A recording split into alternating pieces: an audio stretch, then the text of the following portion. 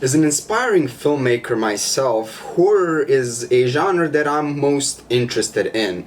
The two of those short films that I've made and that are on my channel, well, first one I wouldn't say it's a horror movie, the second one was my first attempt at making a horror movie, and it was the first of many since the movie that I'm currently writing is also going to be a horror film. That being said, in this past decade or two, horror as a genre has lost a lot of its credibility due to the fact that a lot of the, more popular ones are usually pretty shit, aside from a few examples like, The Conjuring or the first two Insidious films. For the most part, the newer horror movies are kind of crap. Now that being said, there's still some really good horror movies produced today, aside from, the big popular ones, like Hereditary, It Follows, The Witch, and, and so on and so forth. But for the most part, the really popular ones are pretty shit, filled with jump scares, dumb characters, really dumb plots,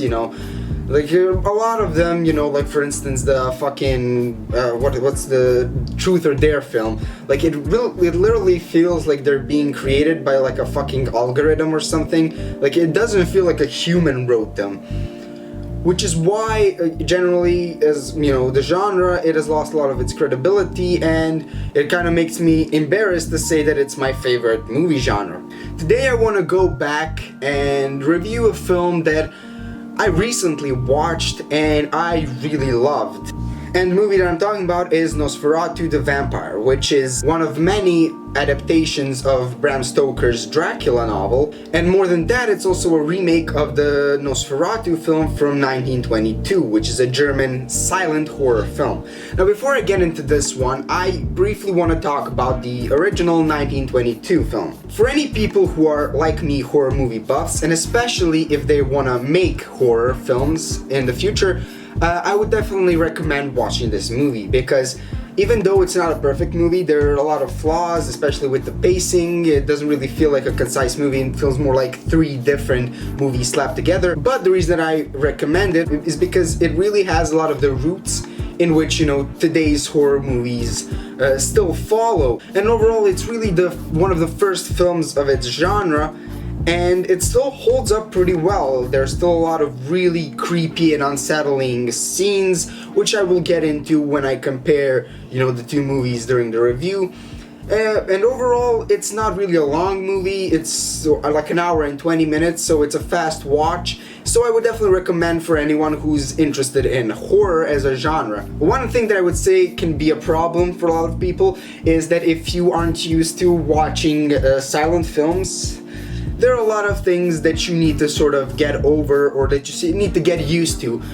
One of those being the fact that it has no dialogue.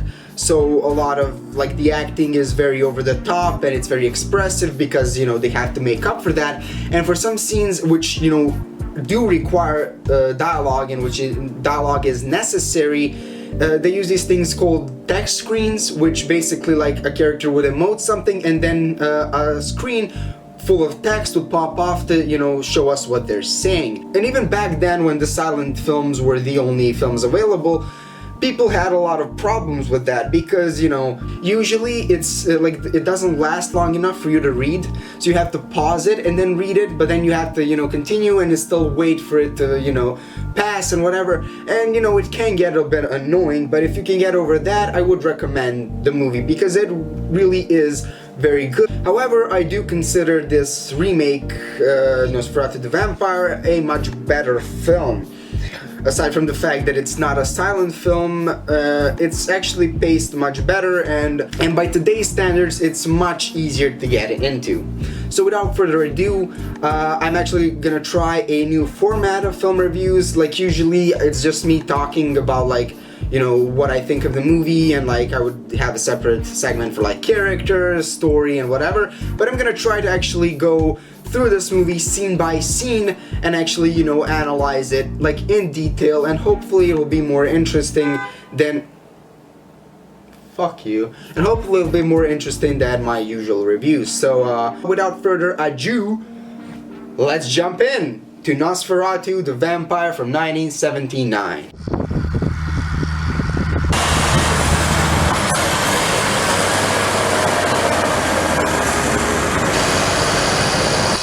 So the first thing that I definitely want to talk about is the incredibly eerie and creepy opening that the movie has.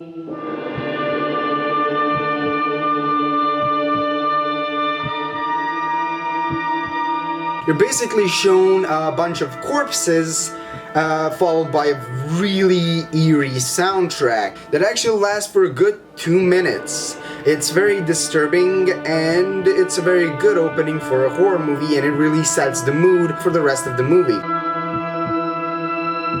Then we're followed by a character named Lucy waking up from a dream, and we find out that that scene was actually a nightmare that she was having.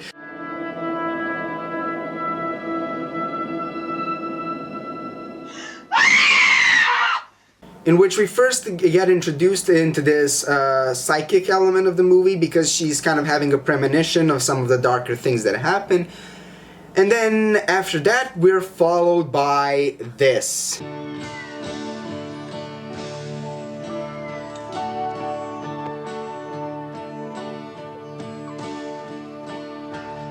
A very weird contrast to the first scene. We're followed by some kittens playing with some books and apples and whatnot. It's a really cheery, you know, it has a really cheery tone, like everything is beautiful, everyone's happy, you know, we're introduced to our main two characters, you know, having breakfast.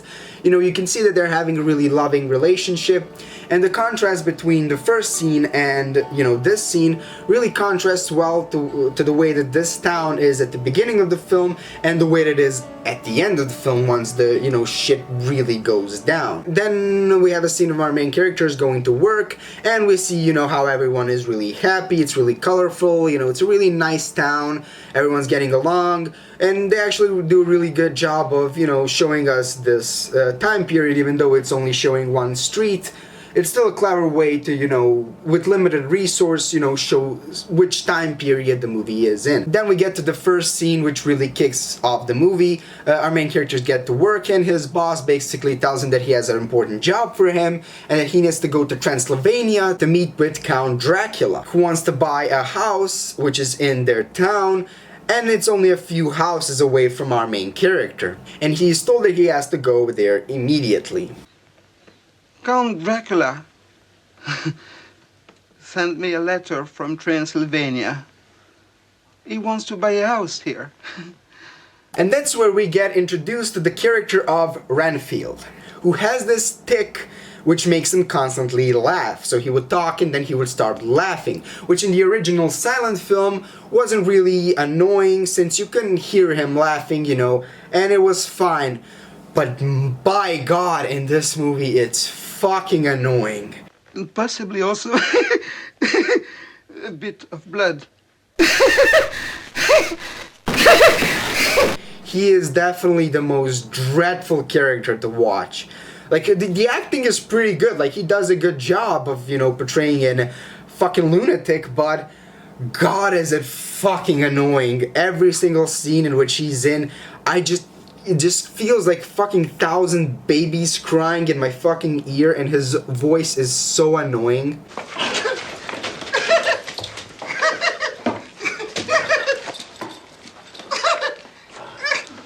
But that aside, he tells his wife that he needs to go, and she's warning him to not go because she has a bad feeling about it.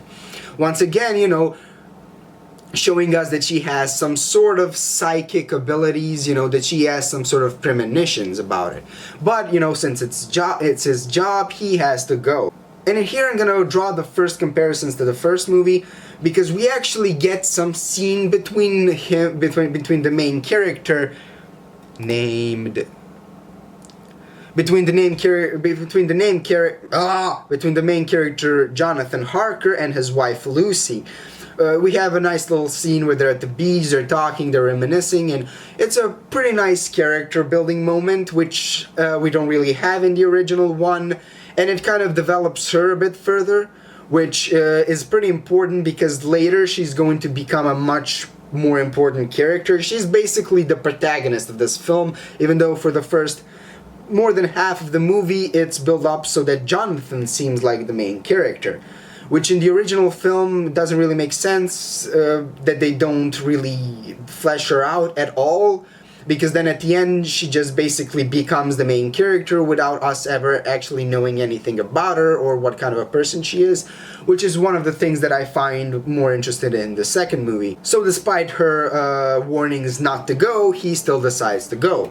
And then we're introduced to some really beautiful shots of him going through you know, the mountains of Transylvania, the villages, the villagers, all the costumes, and everything looks very authentic.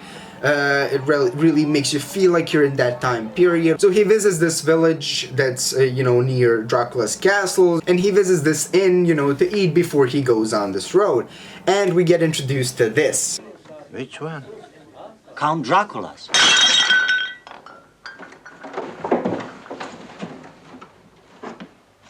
See, a lot of modern films, especially Hollywood films, they really go for the whole realism, like everyone reacts in a very realistic way, which is fine, but there is a certain charm to these over-the-top, like, shots of everyone turning around. Like, yeah, it's not really realistic, but it's really interesting and it's kind of funny. It does really kind of relieve the tension with a bit of comedic shots, which is something that I really like about the film. So basically the villagers, everyone around them, warns him not to go to the castle of Count Dracula because it is haunted by ghosts. Of course, our main character doesn't believe them. One of the villagers even gives him a book about vampires, which he reads, and he kind of laughs it off.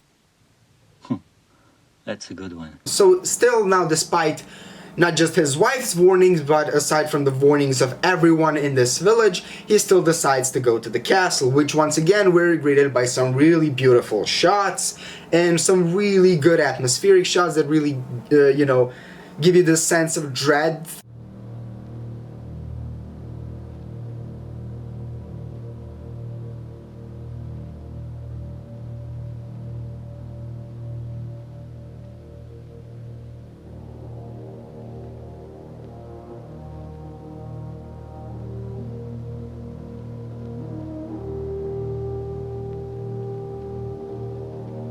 So now he finally reaches the castle, and I just want to say that I'm not a big fan of this shot because these stairs and this door really don't scream castle to me. They kind of scream just like some random fucking hallway, like some random door, and like these wooden stairs, and I don't know, it just...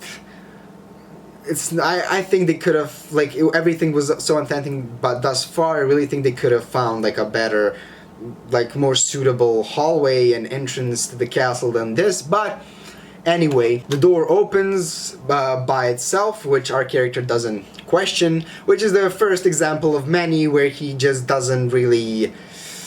He's not really the smartest character. Like, it's not just that everyone's telling him that he's gonna go into danger, but he basically ignores every single fucking red flag that this creepy motherfucker is going to give him. Now, in the original 1922, one of the scariest things of that movie is definitely the makeup and the design of Nosferatu, or Dracula. Or actually in that movie he's Count Orlok. Not really sure why it is. Maybe I should actually, like, look shit up before I make videos, but who gives a shit. He, in that original film, was very creepy. And, you know, he looked very weird. And, you know, the fact that he never talked, since it's a silent film, also, you know, gave us this creepy atmosphere. But in this film, holy fucking shit is he creepy. In every single scene, like everything from his voice to his mannerism to his like weird makeup and like the fingernails, he is fucking terrifying. Please help yourself. Please. I'm afraid you must sup alone. It's nearly midnight, and I partake of nothing at this hour. And now the first sign of our character's retardation is when he fucking sees this and doesn't immediately hightail it the fuck out of there. But okay, I get it. It's his job. He has to give him, you know, he has to sell him the house and whatever. It's an important job. There's a lot of money at stake. And okay, I get it, I can understand him, going like, okay, maybe he looks weird, but whatever. And then we get our first dinner scene, and Jesus fucking Christ. Like, at least with the hat, he looked semi-okay, but how the fuck do you look at this thing and not immediately hightail the fuck out of there? Anyway, our main character doesn't seem to have any problem with him. He finds it very cozy, he likes the food, so I guess he, sticks around. I guess thus far, like, he's only been acting creepy, but, we can say that, he hasn't really done anything that would, warrant our main character to be, like, disturbed or scared.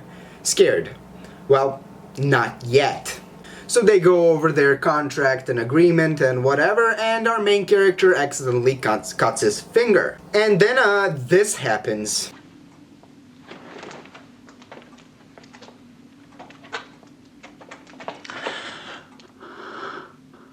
You know,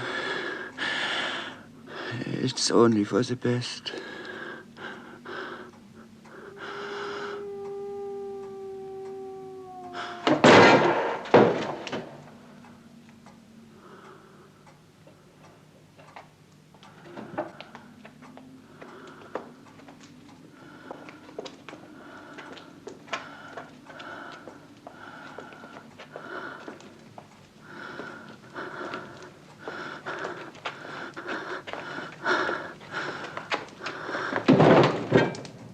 Alright, so now imagine this. You get into a castle, which looks awful.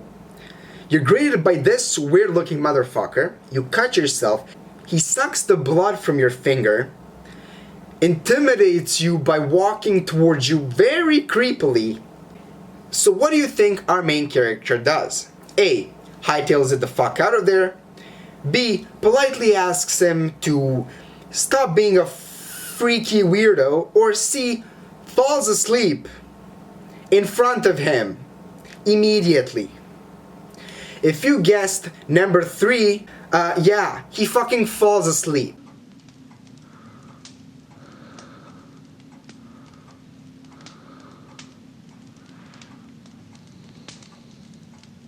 Now, there is some implications that Nosferatu has some psychic ability that he can somehow influence his victims, which would make a lot of scenes make sense later on, but it's never explicitly told. So from the context of this scene, he basically just thinks that it's okay to just fall asleep. Like, I get it, he's tired and all, but Jesus fucking Christ, dude, what is wrong with you? So yeah, he falls asleep, and our main character, Lucy, wakes up and sees a bat climbing her window, which she perceives as another bad omen.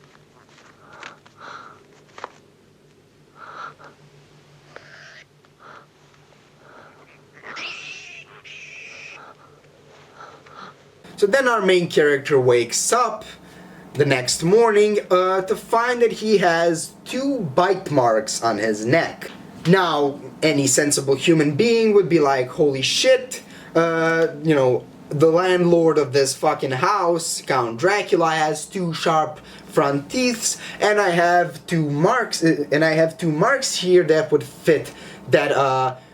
fit his teeth perfectly. So, you would assume that he would start panicking and start looking for, this Count Orlok to ask for some fucking answers. But no, instead he just casually strolls the house, the castle, he looks at some of the rooms, he goes outside, he sees some weird kid playing the violin, which doesn't really disturb him in any way, he just he's whatever, it's fine, nothing weird or out of the ordinary here, it's just a very empty castle. I have been fucking molested while I was asleep, but it's fine, no need to be panicked or anything.